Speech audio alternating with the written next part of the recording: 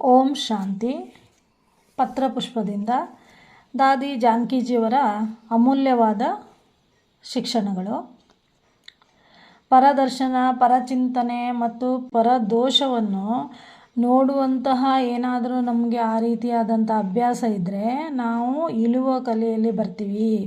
ಪರದರ್ಶನ, ಪರಚಿಂತನೆ ಮತ್ತು ಪರರ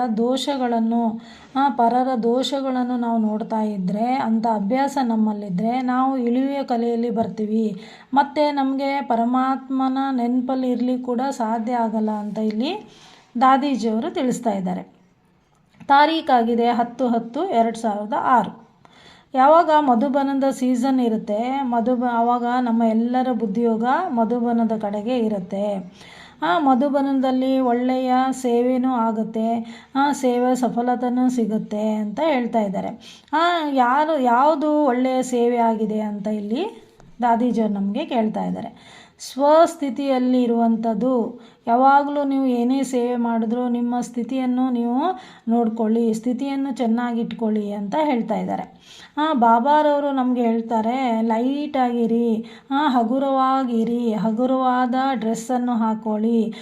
ನಾವು ಯಾವಾಗ ಹಗುರವಾಗಿ ಯಾವುದೇ ಒಂದು ನಮ್ಮ ಶರೀರಕ್ಕೆ ಕೂಡ ಹಗುರವಾದಂತಹ ಲೂಸ್ ಆದಂಥ ಡ್ರೆಸ್ ಹಾಕ್ಕೊಂಡ್ರೆ ಹಾಕೊಳ್ಳೋಕ್ಕೂ ಈಸಿ, ತೆಗೆಯೋಕ್ಕೂ ಈಸಿ ಆಗುತ್ತಲ್ಲ. ಅದೇ ರೀತಿಯಾಗಿ ನೀವು ಲೈಟಾಗಿರಿ, ಹಗೂರರಾಗಿರಿ ಅಂತ ಹೇಳ್ತಾ ಇದ್ದಾರೆ.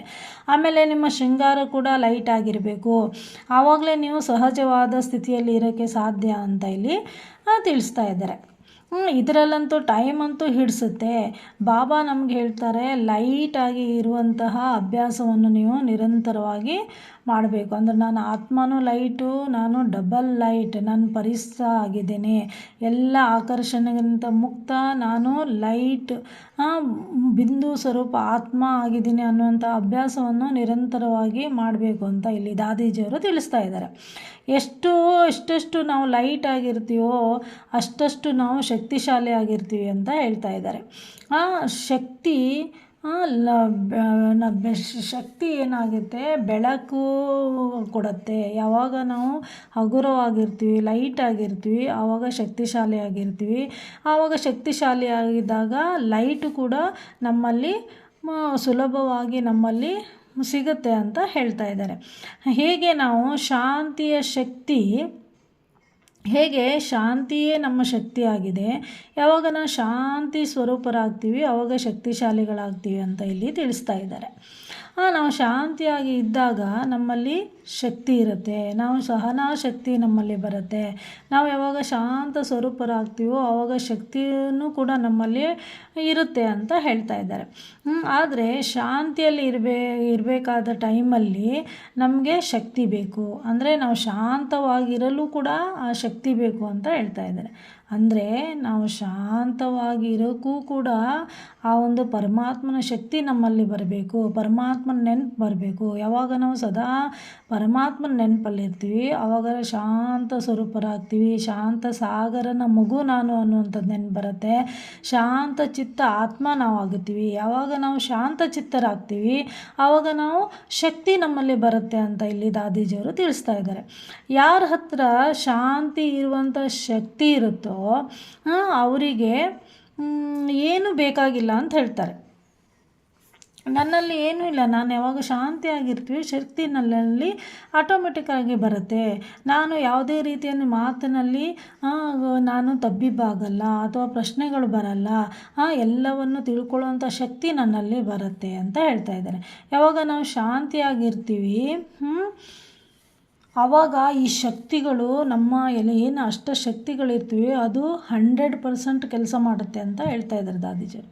ಯಾವಾಗ ನಾವು ಶಾಂತ ಸ್ವರೂಪರಾಗ್ತೀವಿ, ಶಾಂತ ಚಿತ್ತರಾಗ್ತೀವಿ, ಶಾಂತಿಯ ಶಕ್ತಿ ನಮ್ಮಲ್ಲಿರುತ್ತೆ, ಆವಾಗ 100% ಕೆಲಸ ನಮ್ಮದು ಸಹಜವಾಗಿ ಆಗುತ್ತೆ. ಅಂದರೆ ನಾವು ಅಷ್ಟು ಶಕ್ತಿಶಾಲಿಗಳಾಗಿರ್ತೀವಿ ಅಂತ ಹೇಳ್ತೀವಿ. ಯಾವಾಗ ನಾವು ಶಾಂತ ಸ್ವರೂಪದಲ್ಲಿದ್ದಾಗ, ಶಾಂತ ಚಿತ್ತರಾದಾಗ ಆವಾಗೇನಾಗ್ತಾ ಈ ಶಕ್ತಿ ಅನ್ನುವಂಥದ್ದು ಏನು ನಮ್ಮಲ್ಲಿ ಅಷ್ಟಶಕ್ತಿಗಳಿದೆಯೋ ಅದು 100% ನಮ್ಮಲ್ಲಿ ಕೆಲಸ ಮಾಡುತ್ತೆ ಅಂತ ದಾದೀಜಿಯವರು ಹೇಳ್ತಾ ಇದ್ದಾರೆ.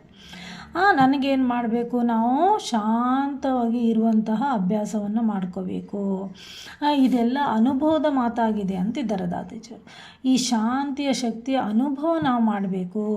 ಅದಕ್ಕೆ ದಾದೀಜರು ಹೇಳ್ತಾರೆ, ಶಾಂತವಾಗಿರಿ. ಯಾವಾಗ ನೀವು ಶಾಂತ ಆಗಿರುವಂಥ ಅಭ್ಯಾಸ ಮಾಡ್ತಿದ್ದೀರೋ ಆವಾಗ ಬಾಬಾರವರು ಕೂಡ ನಮಗೆ ಬಹುತ್ ಪ್ಯಾರ್ ಕರ್ತಾರೆ. ಯಾವಾಗ ನಾವು ಶಾಂತ ಚಿತ್ತರಾಗ್ತೀವೋ ಬಾಬಾರವರ ಆ ಒಂದು ಪ್ರೀತಿಯಲ್ಲಿ ನಾವು ಲೀನನಾಗ್ತೀವಿ. ಆವಾಗ ಬಾಬಾ ಸದಾ ನಮ್ಮ ಜೊತೆಯಲ್ಲಿ ಇರ್ತಾರೆ ಅಂತ ದಾದೀಜರು ಇಲ್ಲಿ ತಿಳಿಸ್ತಾ ಇದ್ದಾರೆ.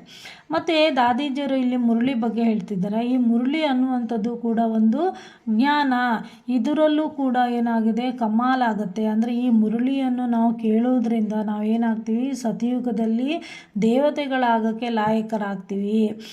ಆವಾಗ ದ್ವಾಪರ ಮತ್ತು ಕಲಿಯುಗದಲ್ಲಿ ಈ ಮುರಳಿಯನ್ನು ಯಾರು ಕೇಳುವವರಿಲ್ಲ ಅಂತ ಹೇಳ್ತಿದ್ದಾರೆ. ಈ ಸಂಗಮ ಯುಗದಲ್ಲಿ ಮಾತ್ರ ಈ ಮುರಳಿ ನಮಗೆ ಸಿಗುತ್ತೆ. ಈ ಮುರಳಿಯಿಂದ ನಾವು ಸತಯುಗಕ್ಕೆ ದೇವತೆಗಳಾಗುವಂಥಕ್ಕೆ ಲಾಯಕರಾಗ್ತೀವಿ. ದ್ವಾಪರ ಕಲಿಯುಗದಲ್ಲಿ ಈ ಮುರಳಿಯನ್ನು ಕೇಳೋರು ಯಾರೂ ಇರಲ್ಲ ಅಂತ ಹೇಳ್ತಾ ಇದ್ದಾರೆ. ಈಗ ನೀವೇನಾಗಿದ್ದೀರಿ, ಎಷ್ಟೊಂದು ಒಳ್ಳೆಯ ಪ್ರಪಂಚ ಇತ್ತು, ಸತಯುಗ ಇತ್ತು ಅಲ್ವಾ. ಎಲ್ಲರೂ ನಾವು ಎಷ್ಟೊಂದು ದೇವತೆಗಳಾಗಿದ್ದೀವಿ. ಆದರೆ ಈ ಭಾರತವಾಸಿಗಳೇ 84 ಜನ್ಮಗಳನ್ನು ಪಡೆದು ಇಷ್ಟೊಂದು ದುಃಖಿಗಳಾಗಿದ್ದೀರಾ. ಈಗ ಏನಾಗಿದೆ, ಪ್ರಪಂಚ ದುಃಖದಲ್ಲಿ ಇದೆ. ನಾವು ಭಾರತವಾಸಿಗಳೇ 84 ಜನ್ಮದ ಚಕ್ರದಲ್ಲಿ ಬಂದು ಈಗ ತುಂಬ ದುಃಖಿಗಳಾಗಿದ್ದೀವಿ ಅಂತ ಇಲ್ಲಿ ದಾದೀಜರು ತಿಳಿಸ್ತಾ ಇದ್ದಾರೆ. ಈಗ ಈ ಸಭ್ಯತೆ ಅನ್ನೋದು ಏನು ಹೇಳುತ್ತೆ, ದಾದೀಜರು ಕೇಳ್ತಾ ಇದ್ದಾರೆ. ಸಭ್ಯತೆ ಅಂತ ಯಾವುದಕ್ಕೆ ಹೇಳ್ತಾರೆ? ಸಭ್ಯತೆ ಮರ್ಯಾದೆಯ ನಿಯಮ ಆಗಿದೆ. ನಾವು ಯಾವ ರೀತಿ ಸಭ್ಯತೆ ಮರ್ಯಾದೆಯಿಂದ ಇರಬೇಕು ಅಂದರೆ, ನಾವು ಮಾಡುವಂಥ ಕೆಲಸ ನಮ್ಮ ಕುಲದ, ಈಶ್ವರೀಯ ಕುಲದ ಮರ್ಯಾದೆಯನ್ನು ಉಳಿಸುವಂಥದ್ದಾಗಿರಬೇಕು. ಇದೇನಾಗಿದೆ, ಈಶ್ವರೀಯ ಕುಲ ಆಗಿದೆ. ಶಿವವಂಶಿ ಕುಮಾರಿಯರು ಆಗಿದ್ದೀರಾ. ಪ್ರತಿಯೊಬ್ಬರು ಬಾಬಾನ ಮಗುನೂ ಕೂಡ ಯಾವ ಸ್ಥಿತಿಯನ್ನು ಪಡ್ಕೊಂಡಿದೆ ಆ ಸ್ಥಿತಿಯ ಖುಷಿ ನಶೆ ಅವರಿಗಿರಬೇಕು. ಆ ಖುಷಿ ನಶೆ ಆ ಸ್ಥಿತಿಯಲ್ಲಿದ್ದಾಗ ನೀವು ಬಾಬಾರವರ ಪರಮಾತ್ಮನ ಹೆಸರನ್ನು ಪ್ರಸಿದ್ಧಿ ಮಾಡೋಕ್ಕೆ ಸಾಧ್ಯ ಅಂತ ಹೇಳ್ತಾ ಇದ್ದಾರೆ. ಬಾಬಾರವರ ಒಂದೊಂದು ಮಗು ಕೂಡ ಕೋಟಿಯಲ್ಲಿ ಒಂದು ಮಗು ಆಗಿದೆ. ಆವಾಗ ಎಲ್ಲರೂ ನಮ್ಮನ್ನು ನೋಡಿದವರು ಏನಂತಾರೆ, ಇದು ಯಾರ ಮಗು, ಈ ರೀತಿಯಾದಂತಹ ಆ ಒಂದು ಮುಖದಲ್ಲಿ, ಚೆಹರೆಯಲ್ಲಿ ನಮ್ಮ ಖುಷಿ, ಆ ಸಂತೋಷ ಕಾಣುತ್ತೆ. ಇದು ಪರಮಾತ್ಮನ ಮಗು ಅಂತ ಗುರ್ತು ಹಿಡಿತಾರೆ, ಎಲ್ಲರೂ ಕಂಡುಹಿಡಿಯೋಕ್ಕೆ ಸಾಧ್ಯ ಆಗುತ್ತೆ ಅಂತ ದಾದೀಜರಲ್ಲಿ ತಿಳಿಸ್ತಾ ಇದ್ದಾರೆ.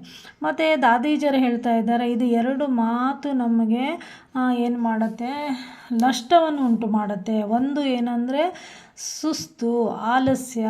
ಎರಡನೇದಂದ್ರು ನೆಪ ಹೇಳೋದು, ಸುಳ್ಳು ಹೇಳೋದು ಅಂತ ಹೇಳ್ತಾ ಇದ್ದಾರೆ. ನೆಪ ಹೇಳೋದು ಅಂದರೆ ಸುಳ್ಳು ಹೇಳೋದು. ನಮಗೆ ಹೆಸರು, ಪ್ರಸಿದ್ಧಿ, ಹಣ, ಸಂಪತ್ತು ಎಲ್ಲ ಇದೆ. ಇದರಲ್ಲೇ ನಾವೇನು ಮಾಡ್ತೀವಿ, ಹೆಚ್ಚು ಗಮನ ಕೊಡ್ತೀವಿ. ನಾವು ಈ ಶ್ರೇಷ್ಠವಾದಂಥ ಪರಮಾತ್ಮ ನಮಗೇನು ಓದಿಸ್ತಾ ಇದ್ವೋ ಈ ಶ್ರೇಷ್ಠವಾದಂಥ ವಿದ್ಯೆ ಕಡೆ ಗಮನ ಕೊಡಲ್ಲ. ಪರಮಾತ್ಮ ಕೊಡುವಂಥ ಈ ವಿದ್ಯೆ ಏನಾಗಿದೆ, ಸಂಪಾದನೆಗೆ ದಾರಿಯಾಗಿದೆ. ಅದಕ್ಕೋಸ್ಕರ ನೀವು ಏನೇ ಕಾರಣ ಹೇಳಬೇಡಿ, ನೆಪ ಹೇಳಬೇಡಿ. ಈ ವಿದ್ಯೆಯನ್ನು ಓದೋದ್ರಲ್ಲಿ ಆಲಸ್ಯವನ್ನು ಮಾಡಬೇಡಿ ಅಂತ ಹೇಳ್ತಾ ಇದ್ದಾರೆ. ಈ ಸಂಪಾದನೆಯ ಆ ಒಂದು ಅನುಭವವನ್ನು ಮಾಡಿ, ಆ ಒಂದು ಸಂಪಾದನೆಗೆ ದಾರಿ ಮಾಡ್ಕೊಳ್ಳಿ, ಪುಣ್ಯ ಆತ್ಮರಾಗಿ ಅಂತ ಹೇಳ್ತಾ ಇದ್ದಾರೆ. ನಮಗೆ ಖುಷಿ ಆಗುತ್ತೆ. ಈ ಮುರಳಿ ಓದ್ತಾ ನಾವು ಏನು ಮಾಡಬೇಕು, ಆಂತರಿಕವಾಗಿ ಆ ಖುಷಿಯ ನಶೆ ನಮ್ಮಲ್ಲಿ ಇರಬೇಕು ಅಂತ ಹೇಳ್ತಾ ಇದ್ದಾರೆ. ಬಾಬಾರವರು ಈಗ ಸಾಕಾರಿ, ಆಕಾರಿ, ನಿರಾಕಾರಿ ಪ್ರಪಂಚದ ಆ ತಿಳುವಳಿಕೆಯ ಜ್ಞಾನವನ್ನು ನಮಗೆ ತಿಳಿಸ್ತಾ ಇದ್ದಾರೆ. ಆದರೆ ಈ ಜ್ಞಾನ ಏನಾಗಿದೆ, ದೇವತೆಯಲ್ಲೂ ಕೂಡ ಈ ಜ್ಞಾನ ಇರಲ್ಲ ಅಂತ ಇಲ್ಲಿ ದಾದೀಜರು ಹೇಳ್ತಾ ಇದ್ದಾರೆ. ಈ ಜ್ಞಾನದ ಅನುಭವ ಮಾಡದೇ ಇದ್ದರೆ ನಿಮಗೆ ಆ ನಶೆ ಏರೋಕ್ಕೆ ಸಾಧ್ಯ ಇಲ್ಲ. ಯಾವಾಗ ನಾವು ಜ್ಞಾನದ ಆಳದಲ್ಲಿ ಹೋಗ್ತೀವೋ, ಅದರ ಅನುಭವ ಮಾಡ್ತೀವೋ, ಆವಾಗಲೇ ನಮಗೆ ಖುಷಿಯ ನಶೆ ಇರುತ್ತೆ ಅಂತ ದಾದೀಜಿಯವರು ಹೇಳ್ತಾ ಇದ್ದಾರೆ. ಯಾವಾಗ ನಾವು ಈ ನಶೆ ಆ ಅನುಭವದಲ್ಲಿ ಹೋಗ್ತೀವೋ ಆವಾಗ ನಮ್ಮ ಕಣ್ಣುಗಳಲ್ಲಿ ಆ ಒಂದು ಪ್ರತ್ಯಕ್ಷತೆ ಕಾಣುತ್ತೆ ಅಂತ ಹೇಳ್ತಾ ಇದ್ದಾರೆ. ಆ ನಾರಾಯಣ ನಶೆ ನಮ್ಮಲ್ಲಿ ಇರುತ್ತೆ ಅಂತ ಹೇಳ್ತಾ ಇದ್ದಾರೆ. ಆವಾಗ ಏನಾಗುತ್ತೆ, ಈ ಸಂಗಮ ಯುಗ ಏನಾಗುತ್ತೆ, ಶ್ರೇಷ್ಠ ಪದವಿಯನ್ನು ಪಡ್ಕೊಳ್ಳುವಂಥ ಯುಗ ಆಗಿದೆ. ನಮಗೆ ಗೊತ್ತಿದೆ ಮಾಯೆ ಕೂಡ ನಮಗೆ ವಿಘ್ನ ಆಗ್ತಾ ಇದೆ ಅಂತ ನಮ್ಗೆ ಗೊತ್ತಿದೆ. ಆದರೆ ನಮಗೆ ಆ ವಿಚಾರ ಕೂಡ ಬರಬಾರ್ದು. ಯಾಕಂದರೆ ಮಾಯೆ ಯಾವಾಗಪ್ಪ ವಿಘ್ನ ಆಗುತ್ತೆ ಅಂದರೆ ನಮ್ಮಲ್ಲಿ ಪರಚಿಂತನೆ ಪರದೋಷ ಇದ್ದಾಗ ಮಾತ್ರ ಮಾಯೆ ನಮ್ಮನ್ನು ಅಟ್ಯಾಕ್ ಮಾಡುತ್ತೆ. ನಮ್ಮಲ್ಲಿ ಏನಾಗಿದೆ, ಲೋಭ ಮೋಹ ಎಲ್ಲವನ್ನು ಬಿಟ್ಟಿದ್ದೀವಿ, ಆದರೆ ಪರಚಿಂತನೆ ಪರದೋಷವನ್ನು ಕಂಡುಹಿಡಿಯೋದ್ರಲ್ಲಿ ನಾವು ಇನ್ನೂ ಮಾಡ್ತಾನೇ ಇದ್ದೀವಿ. ಅದು ಆ ಪರಚಿಂತನೆ ಪರದೋಷ ಇರುವಂತಹ ಏನು ಆ ಒಂದು ಮಾತುಗಳಿದೆಯೋ ಅದು ನಮ್ಮಲ್ಲಿ ಇದ್ದಾಗ ಮಾತ್ರ ಬಾಬಾರವರ ನೆನಪು ನಮಗೆ ಮಾಡೋಕ್ಕೆ ಬಿಡಲ್ಲ ಅಂತ ದಾದೀಜರು ಹೇಳ್ತಾ ಇದ್ದಾರೆ. ಅದಕ್ಕೋಸ್ಕರ ನಿಮ್ಮನ್ನು ನೀವು ನೋಡ್ಕೊಳ್ಳಿ, ಗಮನ ಕೊಡಿ, ನಾನು ನೆನಪಲ್ಲಿ ಎಷ್ಟು ಟೈಮ್ ಇರ್ತೀನಿ, ಪರದರ್ಶನ ಪರಚಿಂತನ ಪರದೋಷದಿಂದ ನಾನು ಮುಕ್ತನಾಗಿದ್ದೀನಾ ಅನ್ನುವಂತಹ ಆ ಒಂದು ಕೆಟ್ಟ ಅಭ್ಯಾಸದಿಂದ ನೀವು ದೂರ ಇರಿ. ಆವಾಗ ನಿಮಗೆ ಆ ಪರಮಾತ್ಮನ ನೆನಪಿನ ಆ ಖುಷಿಯ ನಶೆ ಇರೋಕ್ಕೆ ಸಾಧ್ಯ ಅಂತ ಇಲ್ಲಿ ದಾದೀಜಿಯವರು ಹೇಳ್ತಾ ಇದ್ದಾರೆ. ಬಾಬಾ ನಮಗೆ ತಿಳಿಸ್ತಾ ಇದ್ದಾರೆ, ಏನಂತ ಹೇಳ್ತಾ ಇದ್ದಾರೆ, ಬಾಬಾ ಏನು ಮಾಡಿಸ್ತಾ ಇದ್ದಾರೋ ಬಾಬಾ ಮಾಡಿಸ್ತಾ ಇದ್ದಾರೆ, ನಾನು ಮಾಡ್ತಾ ಇದ್ದೀನಿ, ನಿಮಿತ್ತ ಆಗಿದ್ದೀನಿ ಅಷ್ಟೇ. ಪರಮಾತ್ಮ ಎಷ್ಟೊಂದು ತಂದೆ ನಮಗೆ ಈ ಪ್ರತಿಯೊಂದು ಸಂಕಲ್ಪನೂ ನೀವು ಮಾಡಿದಾಗ ಅದನ್ನು ಸಂಕಲ್ಪವನ್ನು ಕಾರ್ಯರೂಪಕ್ಕೆ ಮಾಡುವಾಗ ಪರಮಾತ್ಮ ನಮ್ಮ ಜೊತೆಯಲ್ಲಿದ್ದಾರೆ. ಎಲ್ಲವನ್ನು ಪರಮಾತ್ಮನ ಮೇಲೆ ಅರ್ಪಣೆ ಮಾಡಿ ಅಂತ ಇಲ್ಲಿ ದಾದೀಜಿಯವರು ತಿಳಿಸ್ತಾ ಇದ್ದಾರೆ. ಬಾಬಾರವರು ಯಾವಾಗಲೂ ಹಣದಿಂದ ಕೆಲಸವನ್ನು ಮಾಡ್ಕೋತಾ ಇರಲಿಲ್ಲ. ಬಾಬಾರವರು ಒಂದು ಸಲ ಹೇಳ್ತಾರಂತೆ, ನಿಮಗೆ ನಾನು ಇದೇ ಕೊಡಲ್ಲ, ರಜಾನೇ ಕೊಡಲ್ಲ, ನೀನು ಒಂದು ರೂಪಾಯಿ ನಿನ್ನ ಮೇಲೆ ಖರ್ಚು ಮಾಡಿದ್ರೂ ಕೂಡ ಸತಯುಗದಲ್ಲಿ ನಿನಗೆ ರಾಜ್ಯ ಪದವಿಯನ್ನು ನಾನು ಕೊಡ್ತೀನಿ. ನೀನು ಸತಯುಗದಲ್ಲಿ ಅಷ್ಟೊಂದು ನಿನಗೆ ರಾಜ್ಯ ಭಾಗ್ಯ ಸಿಗುತ್ತೆ, ನಿನಗೆ ಎಷ್ಟೊಂದು ಖುಷಿಯ ನಶೆ ಇರಬೇಕು ಮಗು ಅಂತ ಬಾಬಾ ಇಲ್ಲಿ ತಿಳಿಸ್ತಾ ಇದ್ದಾರೆ ಅಂತ ದಾದೀಜಿಯವರು ಹೇಳ್ತಾ ಇದ್ದಾರೆ. ಯಾರು ಪರಮಾತ್ಮನನ್ನು ಖುಷಿಯಾಗಿರ್ತಾರೋ, ಖುಷಿಯಾಗಿ ಅವರ ಸೇವೆಯನ್ನು ಮಾಡಿ ಅವರು ನಿರಂತರವಾಗಿ ಅವರು ನೆನಪಲ್ಲಿ ಇರ್ತಾರೋ ಅವರು ಅದೃಷ್ಟವಂತರು ಅಂತ ಇಲ್ಲಿ ದಾದೀಜಿಯವರು ಹೇಳ್ತಾ ಇದ್ದಾರೆ. ಹೇಗೆ ಬ್ರಹ್ಮ ಬಾಬಾರವರು ತಮ್ಮ ಸಂಕಲ್ಪ ಎಲ್ಲವನ್ನು ತಮ್ಮಲ್ಲಿರುವ ಎಲ್ಲವನ್ನು ಮಕ್ಕಳಿಗೆ ಸೇವೆಗೋಸ್ಕರ ಹೇಗೆ ಸಮರ್ಪಣೆ ಮಾಡಿದಿರೋ, ಈಗ ಅದೇ ರೀತಿಯಾಗಿ ಅವ್ಯಕ್ತ ಆಗಿ ಕೂಡ ಬಾಬ್ದಾದಾರವ್ರು ಏನು ಮಾಡ್ತಾ ಇದ್ದಾರೆ, ಆ ಸೇವೆಯನ್ನು ಮಾಡ್ತಾ ಇದ್ದಾರೆ. ನೀವು ಪರಮಾತ್ಮ ಸದಾ ನಮ್ಮ ಜೊತೆಯಲ್ಲಿರಬೇಕಾದ್ರೆ ನಿಮಗೆ ಏನು ಚಿಂತೆ ಮಕ್ಕಳೇ, ನೀವು ನಿಶ್ಚಿಂತರಾಗಿ ಸೇವೆ ಮಾಡಿ ರಾಜ್ಯ ಭಾಗ್ಯವನ್ನು ಪಡ್ಕೊಳ್ಳಿ ಅಂತ ಹೇಳ್ತಾ ಇದ್ದಾರೆ. ನೀವು ನಿಶ್ಚಿಂತ ಚಕ್ರವರ್ತಿಯರಾದಾಗ ಶ್ರೇಷ್ಠ ಪದವಿಯನ್ನು ನೀವು ಸತಯುಗದಲ್ಲಿ ಪಡ್ಕೊಳ್ಳೋಕ್ಕೆ ಸಾಧ್ಯ ಆಗುತ್ತೆ. ಮತ್ತು ಈ ಜ್ಞಾನ ರತ್ನಗಳಿಂದ ಸದಾ ನೀವು ಆಟ ಆಡ್ತಾ ಇರಿ ಅಂತ ಇಲ್ಲಿ ದಾದೀಜಿಯವರು ನಮಗೆ ತಿಳಿಸ್ತಾ ಇದ್ದಾರೆ. ಓಂ ಶಾಂತಿ.